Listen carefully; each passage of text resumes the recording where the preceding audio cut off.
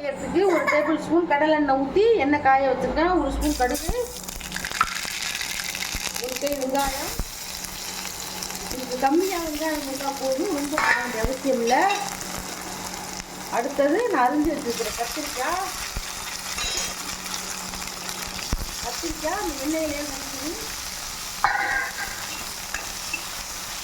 பாருங்க.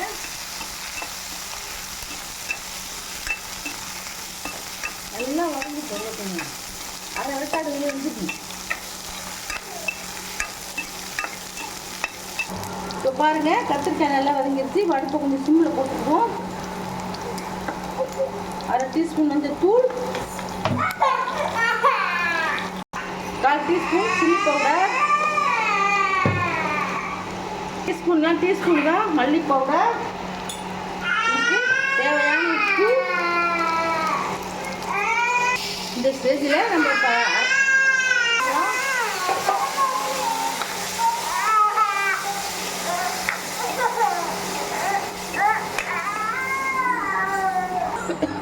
தக்காளி ஊற்றிட்டு நம்ம ஒரு 10 நிமிஷம் மூடிப்போம், அப்புறம் பார்க்கலாம். இப்போ பாருங்க கத்திரிக்காய் நல்லா பழம் வந்துருச்சு. இப்போ இதை என்ன பண்ண போகிறோம், நான் ஒரு எலுமிச்சம்பழம் அளவுக்கு புளி கரைச்சி வச்சுருக்கேன் திக்கா. இதை ஊற்றிக்கலாம்.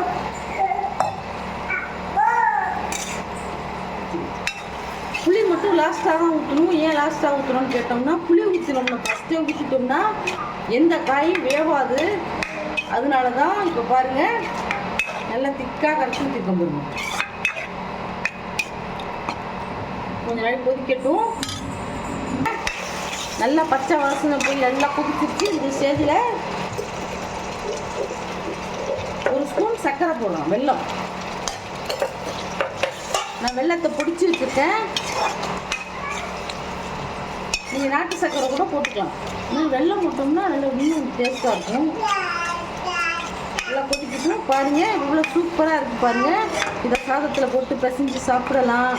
கர்ப்பிணி பொண்ணுலாம் வந்து வாய் கசப்பாக வாந்தி எடுக்கிறவங்களாம் இந்த மாதிரி செஞ்சு சாதத்தில் பிசைஞ்சு சாப்பிட்றதுக்கு நல்லா வாய்க்கு இதமாக இருக்கும். அவங்களுக்கு இந்த மாதிரி செஞ்சு கொடுத்து பாருங்கள்.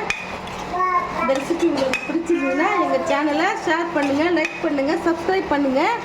அப்போ தான் நாங்கள் போடுற புது வீடியோலாம் வந்து சேரும். தேங்க்யூ, பாய்.